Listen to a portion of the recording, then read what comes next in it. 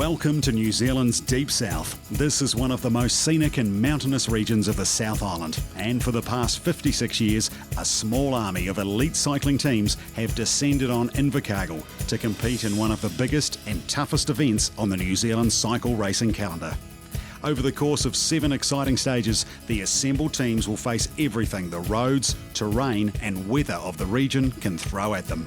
At the end of the week, the best cyclists will take home the titles and the jerseys money can't buy. This is the 2013 SBS Bank Tour of Southland. The 2013 SBS Tour of Southland got underway yesterday with the 167-kilometre stage from Invercargill to Gore. The kids of Invercargill turned out to see the peloton off, and the race was intensely contested from the first drop of the flag. The most significant move of the day occurred just past Woodlands, with 20 kilometres gone. An 8-man group with riders from Powernet, Barry Stewart Builders, Ascot Park Hotel Kia Southland and Creation Signs L&M Group Racing made a good move and quickly got a lead out over 2 minutes. The Breakaway stayed away, and as the finish line loomed, Powernet's Van Uden made his decisive move, racing away to the finish, coming in for the stage win with just a couple of seconds to spare. It wasn't enough to earn him the yellow jersey, however. That went to Cameron Kowalski from the H&J's Outdoor World Avanti Plus team after his good showing in both the team's time trial prologue and the opening stage. Stage 2 of the SBS Bank Tour of Southland, appropriately enough, focuses upon the area around Invercargill and the fishing port of Bluff. This is the commercial centre of Southland, gateway to much of the region's scenic surroundings and the home of Cycling Southland, who have staged the tour for the last half-century. Welcome along to day 2, stage 2. I think we all know where we're going. We've done our homework overnight. There's going to be a bit more breeze today, so we still just ask for that cooperation, please. And just I'm really proud to wear my home jersey. Like, it's something that you always aspire to wear when you're from down here, and it also means a lot to the people around here. Oh, you know, as I said, I got the polka dot jersey on for today. Bluff is definitely a hard stage, and I mean, I'll just give it my best shot today. Hopefully I can secure the jersey for tomorrow. We've got a couple of good climbers, so hopefully a couple of those guys will have a good ride up Bluff Hill, and then I'll probably try and hang on to keep ourselves in good position for the team's classification. Stage 2 is a really hard and fast stage, and the riders know that they need to keep a little bit back in reserve before they hit the wall at Bluff. Stage 2 is Bluff Hill, and Bluff Hill is the decider if you really want to win this race. The key thing with the Bluff Hill stage is the 138 k's that you've got to do to get to Bluff, and that saps your legs. Bluff Hill is a steep climb, one of the steepest probably in any stage race in the world. I would say Bluff Hill is one of the hardest hills in any race in New Zealand cycling. It is legendary now in the world of cycling, and there are a lot of people who will say all over the world that that climb was tough but not as hard as Bluff. Every year people walk up it. You know, it's going to be a killer of a hill, especially for the people that haven't ridden up it before. And we always like to put the Bluff Hill stage, the Bluff Hill especially, into the tour early, so that there is some time lost, that the riders still have a chance to bounce back and pick up time throughout the week. Often the person that wins the most sprints on this stage wins the sprint jersey in the tour. This has the most sprints, so it's important to be in the breakaway if you're looking to win the sprint jersey. This is probably where they'll make their real statement for the week, and quite often the guy who's wearing the yellow jersey at the end of the week is the guy that can, if he's not the first one to the top of Bluff Hill, he'll be not far behind them.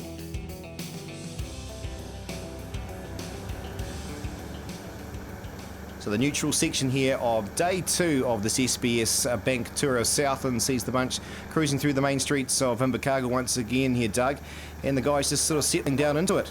Yeah, this is always a wee bit of a nervy period. You see there Cam Kowalski wearing the Tour Leaders yellow jersey. It'll be a very proud moment for Cam. It's a big moment for Southland, and it's great to see another local lad in yellow. I have the experience of that, and he will be having the day of his life. Absolutely, Doug, and of course that's why the crowds are out. They like seeing the local men performing, and of course this man in yellow as they come through Windsor North school kids all out in great support here once again as we're about to drop the flag here at James Hargis Junior High School. And here we see Carl Murray's helmet cam, courtesy of Calder Stewart, my old mate Carl Murray.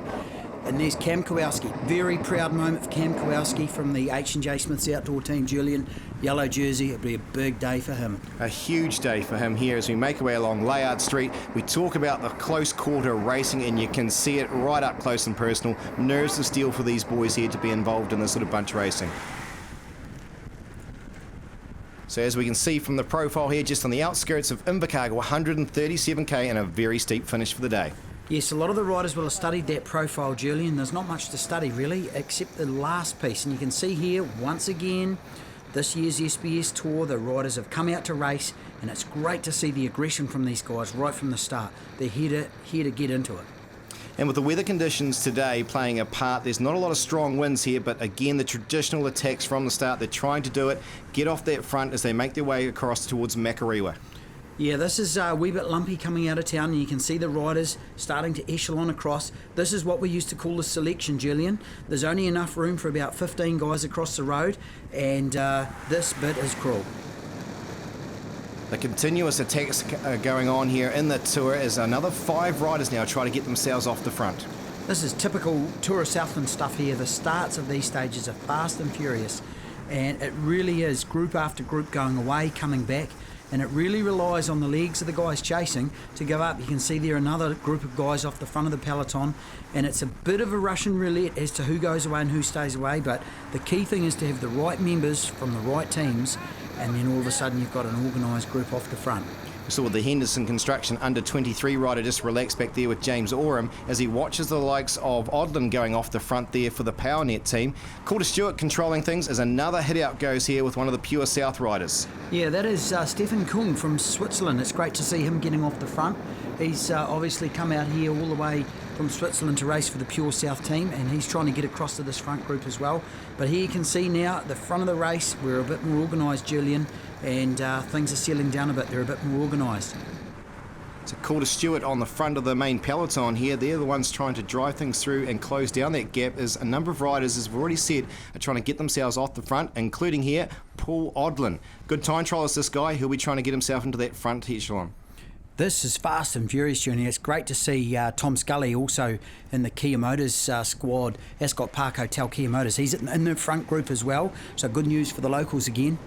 And number 1 there, the defending champion, Mike Northey, also getting onto the wheel there, one of the riders, as they try and shut down that gap of 5 here, and it potentially could be turning into a group of 10 the way they're getting across here to Lochiel.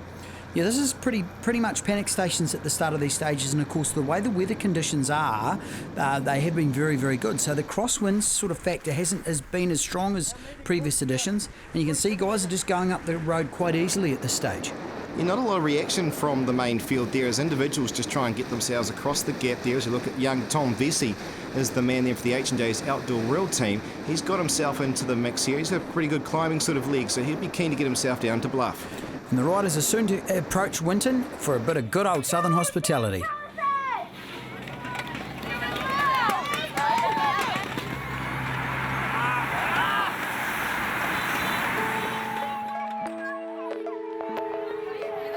We're actually with Sports Southland. We're in a partnership with Cycling Southland, going around schools, trying to promote physical activity and with cycling as well, and regards to share the road as well with the police. So going around just spreading the word, using the basics that kids need reinforcing every now and then. So yeah.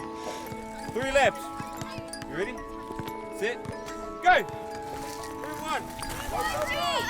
3-1. It's been great fun. Yeah, I enjoy the kids' reaction to seeing us out there and showing off all our bikes and stuff, and trying to get a safe message across to them to help them get into cycling.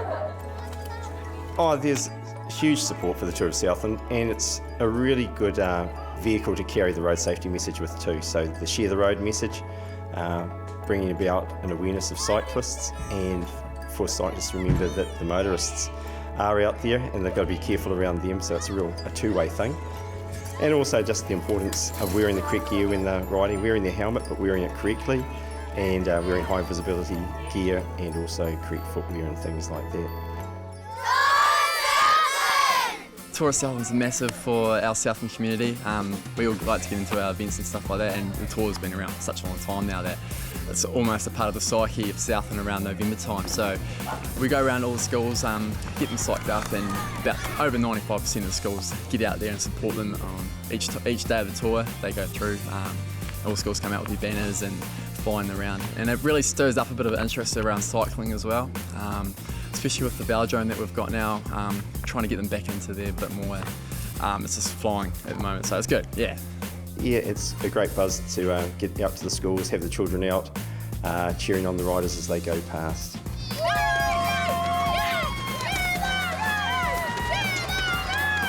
Just try hard, doesn't matter if you don't win, just be a good sportsman and train hard. Do your best and give it all you got. Play hard, go well and win for us. Some 50-odd kilometres now into the stage here out the other side of Winton, and again it's Carl Murray and his team controlling things at the front. Yeah, as a bit more structure comes in, when a group like this goes away, the chasing peloton have to sort of obviously revolve around, and it becomes the really the responsibility of the tour leader's team in order to keep the structure going, although he does have some representation in this front group. And it is a large group to be let go too. 10 riders in there, a few of them with a couple of members. As we mentioned earlier, the defending champion Mike Northey in there, and he's got Fraser Goff, so that's going to make things a bit different as well as young Tom Vesey with the yellow jersey back in the main bunch. He's actually entitled to be sitting on there and just relaxing. Yeah, there's certainly some numbers in the front, and that'll be a great thing too. This is a bit of a kamikaze attack in a lot of respects in these stages down to Bluff. Bluff is so hard, and if you do expend all your energy on the way down there, often you've nothing left for the climb. So it's going to be interesting to see. You can see there Tom Vesey, the time gap is at 1:18 to the chasing group, which once again, Cam Kowalski's H&J Smith's Outdoor World, nice and controlled, good structure. Absolutely, and of course there's a number of riders out in that front group there for various reasons. There's those sprints available once again for that Harcourt Sprint Ace. Some of them will be hunting those out. There'll be those looking for the stage win, and of course the yellow jersey. That's what they're trying to get back for themselves, a few of these teams with close times. So some interesting gamesmanship here as they've left behind Vesey as Northey's about to hit off here, take Odlin with him. They're trying to peel off this young man here in the stage, Doug. Yeah, this can often happen when you've got a number of riders in the front group. You can see here Mike Northey is desperately trying to get rid of Tom Vesey, who is probably disrupting the flow a wee bit, having the tour leader back in the group. So you can see here young Tom Vesey's having to chase back on, and this is the kind of thing that really isn't in the front breakaway's best interest, to be honest. No, absolutely. So we can see them backpedaling here a wee bit here. It does interrupt things here, and of course the time gap can change ultimately due to the fact that we're up and down all the time here. You can see Tom Scully, he's quite keen to try and get things just back into order as another group of 3 of them head off the front. And what it really does require in these situations is for 1 or 2 of the senior members of the breakaway. You can see here Tom Scully coming through now, and it really just requires them to take charge of the breakaway. So hey, this is what we're going to do, this is what's going to happen. These 1s and 2s and so on at the front are making this breakaway doomed to failure, to be honest. This is considerably early in the stage for this sort of cat and mouse affair to be happening here, and need to establish themselves here. They're going to be looking for about 5 minutes if they really want to look at trying to take the stage out. It's currently sitting at about 2.5 minutes on the main field. They need to get those working at the front there now. Yeah, it's interesting just to see number 1 there, Mike Northey. He's been very, very controlled and hasn't really got involved in all these games. Just rolling along towards the back there, making sure he's looking after himself. This is last year's winner, and it's going to be very interesting to follow this guy through and to see what the pattern is of his race and what his tactics are in this front group. We've certainly got the advantage there with New Zealand representative Fraser Goff and his team, who's also in the mix as we see the split happening once again. So it's certainly playing into the hands of the main peloton here. You can see the shaking of the head by Tom Scully, not happy with the way things are starting to pan out here. It is quite a large group to try and get away off the front. Yeah, this is quite typical. You can see here Tom Scully's had enough. He's attacking down the right-hand side of the road, and he's determined to get away in that front group and to stop playing all these games. So Tom Scully, that's a very powerful attack from him. Look at him going down there. This is the man that's just come off a strong season in the UK for Team Raleigh, and he's picked up a number of the sprints already here today as we approach about the 80k mark here in the stage. So he's obviously got a plan of attack here today to try and get as enough points as he possibly can. Not interested in this cat and mouse stuff. So we can see here that the back half of this top 10 riders here are about to merge once again after a gap of opening up of 30 seconds is coming down to about 10. Yeah, there's been some interesting riding going on here. You can see them all just rolling along here at the front of the group again. And this group of 10 is very much committed. And once you've put all this kind of energy and reserves into getting into a breakaway, and you've got Bluff Hill at the end, Julian, the big thing is you want to stay away, because if you get caught, it's all for nothing. And it certainly looks like a bit of discussion's gone on here, so Vesey now starting to roll through with them as well.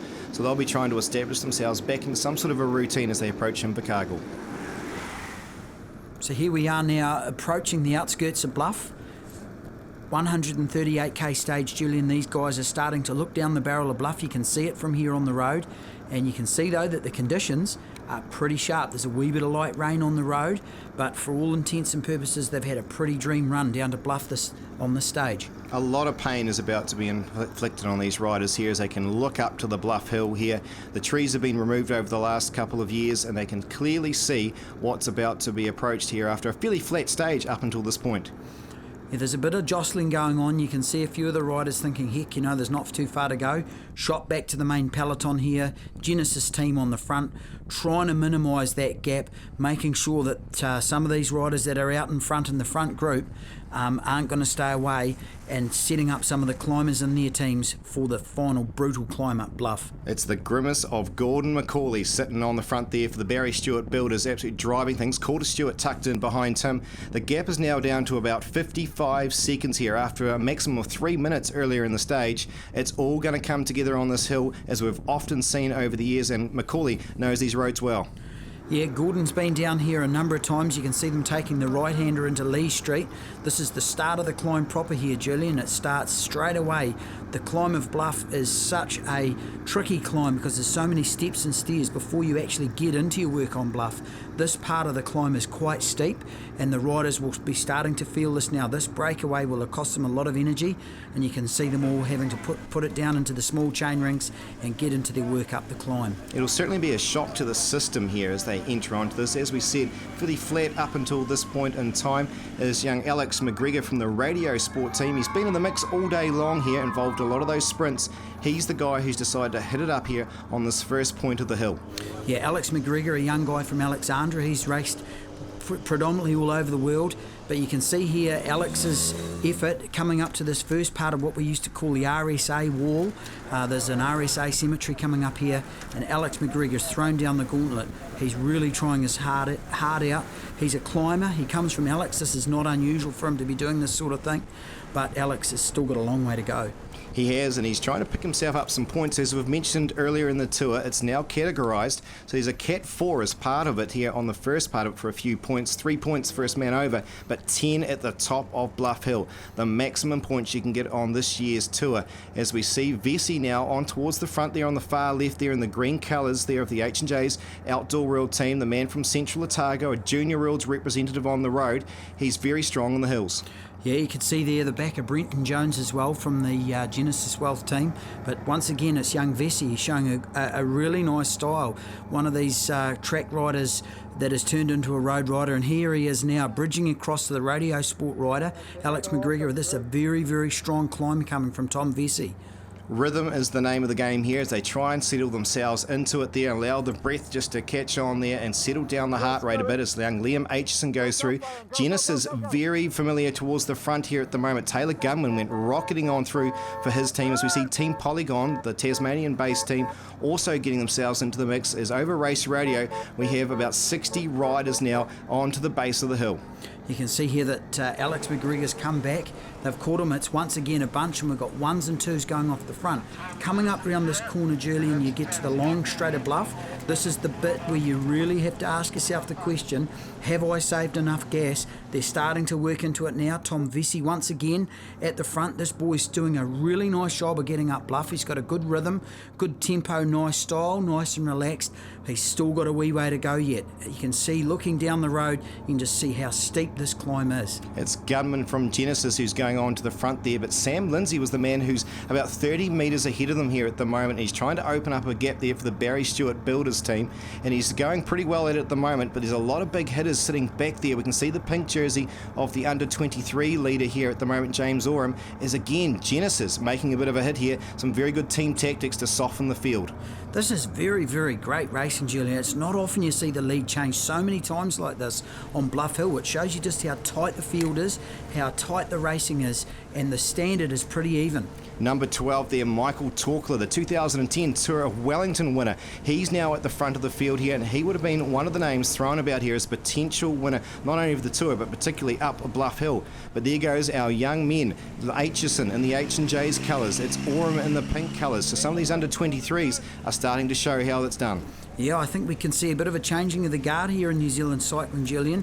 These guys have been very, very much at the front of this race, right from the bottom of the climb. And you can see James Oram setting a lovely tempo. He's right over the gear, and he's got all these riders stretched out. They're still about 3/4 of the way up the climb, and we're switching over to the front now, and this is where it starts getting really tough. The Barry Stewart builder, Sam, he's giving it absolutely everything he possibly can, trying to draw the most out of the body, but it really hurts here. We've seen in the past some riders on this last little kick actually have to get off the bike and push it on up, but he's going to give it everything as Oram now is the man trying to shut the gap down. He's gone past him, in fact, as a few of the spectators in their dress for the day have decided to join them. It's Aitchison versus Oram, the two under-23-year-olds doing battle here as they close down to the last 100-odd metres. This is just so tough. You can see here number 76. He's the king of the mountains rider, Grayson Napier from Nelson. He's struggling. This is such a tough, tough climb. And you can see here, it's James Oram coming round. He looks super, really nice form. This man's going to take this stage. A New Zealand representative, we can see why the way he's climbing here. The junior rules, 3-time medalist Aitchison going around the outside as well. He might get himself second place, but no doubt about the winner, the under-23 leader, and potentially going into yellow, James Oram. Aitchison here from Central Otago, he'll get himself into second place, and one of the Genesis riders sneaking himself up into third here. But Doug, what a hard, hard climb. These boys really will know that they've had a hard day out. You can see here now the remainder of that front brake that stayed away, a very courageous effort. You can see the kind of effort that they've put in. So a 53 going across at Brenton Jones.